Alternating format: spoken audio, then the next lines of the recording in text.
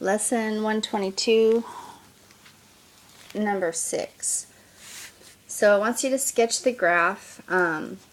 So you know wherever the zeros are on the numerator, those are going to be not holes. Those are going to be zeros on the graph. So at -1 and at 2, the graph is going to cross the x. They're intercepts. It's going to cross the graph at -1 and +2. Okay, so you make little dots.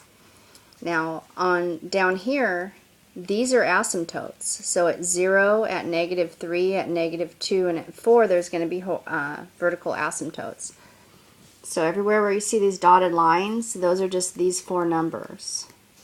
Okay, then you look at the graph and you say, or you look at the function and you say, what kind of number would this function be if x was a super huge number?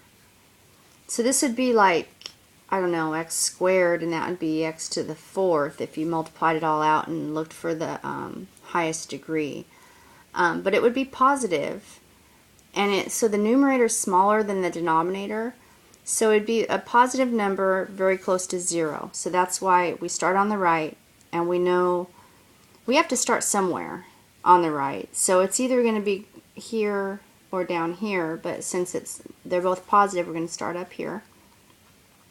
And remember,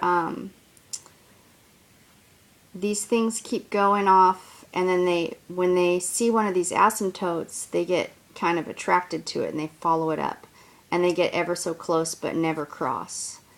And then when it disappears in the upward direction, then it's going to the graph has to jump. So it's going to, when it reappears, it's going to be on the other side of the asymptote and on the other side of the x-axis. So it's going to reappear down here.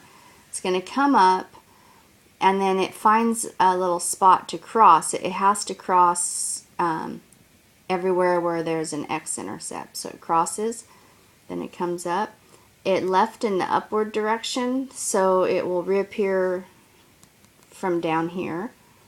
So this one's going to come up. When it sees an x-intercept, it has to go through the x-intercept. And it disappeared in the up direction, and it reappears in the down direction.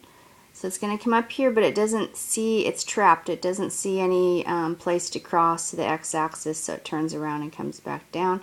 It disappeared in the going down, so it's going to reappear on the other side. It jumps every time. And then it's going to come down. It doesn't see anywhere to cross the x-axis, so it just goes off that way. There's a lesson on this too. You can look on your lesson correlation sheet and it explains it to you.